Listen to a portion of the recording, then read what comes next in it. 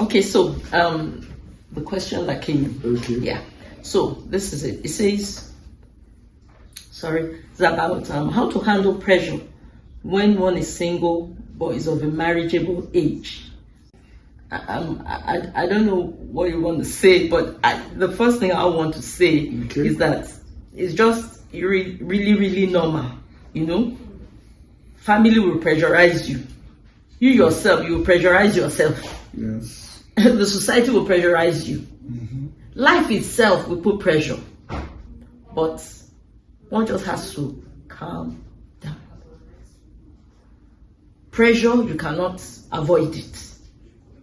But when you have the right perspective to what you want to get yourself in for, you will calm down. Yeah, and we must seek for means to diffuse the pressure. Now, if the pressure is from your parents, you can tell them to give you some space, some time. Mm-hmm. That's to reduce the pressure. It's not that you're cutting off relationship with your parents. It's not that you're not going to visit them. But you may just say, Mommy, Daddy, I know, I understand your desire. I have the same desire, but so give me some time. So maybe you went every week to greet them, reduce it to twice in a month to just get to a place where their pressure does not affect you. Why? Because decisions made under pressure are usually decisions made when the mind is in a state. Can I use the word panic? And when you make a decision when you're panicked, it's always a very wrong one in the long run.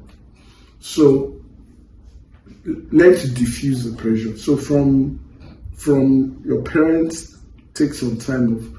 From life, but the one that is really hard to do is when you have placed the pressure upon yourself.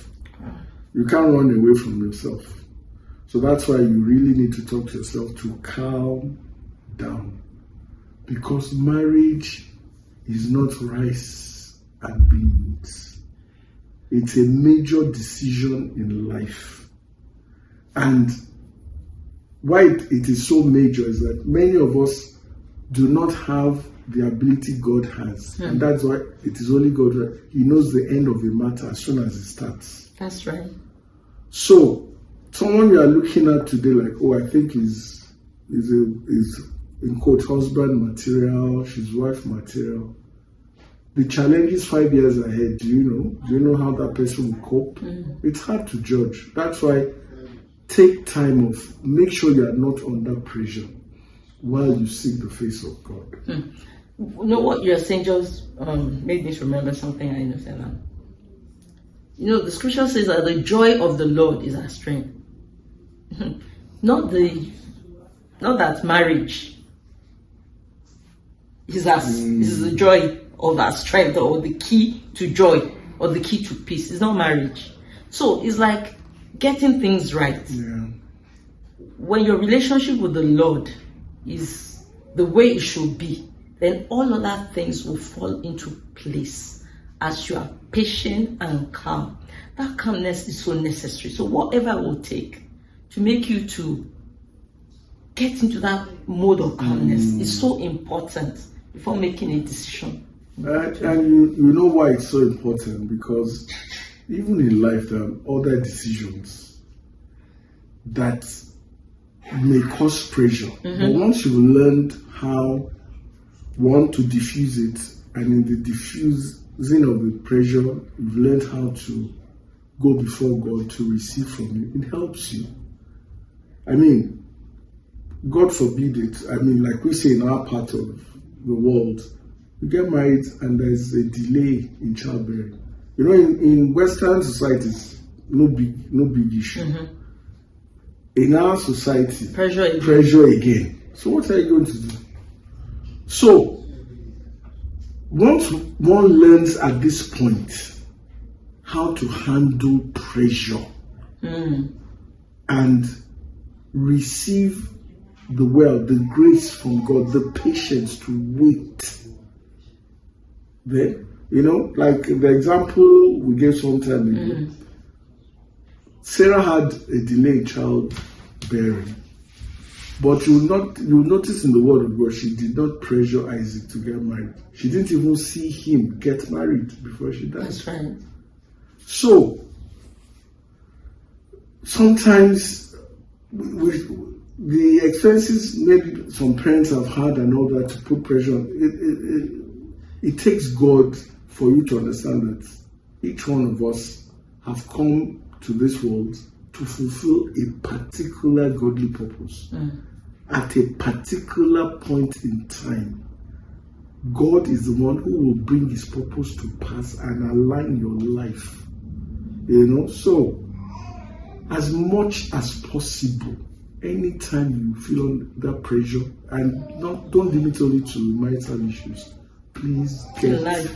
Yeah. Like the example you gave, Joseph was able to handle pressure. Samson could not. And see what happened to Samson. Yeah. See what happened to Joseph. Potiphar's wife was pressurizing him every day. He did not yield. He preferred to suffer than to compromise. Pressure led Samson to compromise. And see what happened to him. So please, don't put yourself under pressure. You now marry someone who is not God's will for you. Marriage can be blissful, like heaven. I was going to say that. At the same time, hell. It can be hell. So please be careful. It's not the key to joy. One has to be careful that God is the key to joy. So, not marriage. Be fulfilled in yourself. That fulfilled in yourself as a child of God. Fulfilled in yourself, knowing that your life is worth something. God values you. That's why Jesus. Yeah. So you are not validated by the Mr. or Mrs. No, that's not the validation. That's not the validation. So I pray this will help someone. Yes. This question that was thrown to us. But please just allow God to do what he needs to do in your heart and just be calm. It's not something you do by telling yourself. It's something you do through God's intervention. Grace will be released to you when you are ready.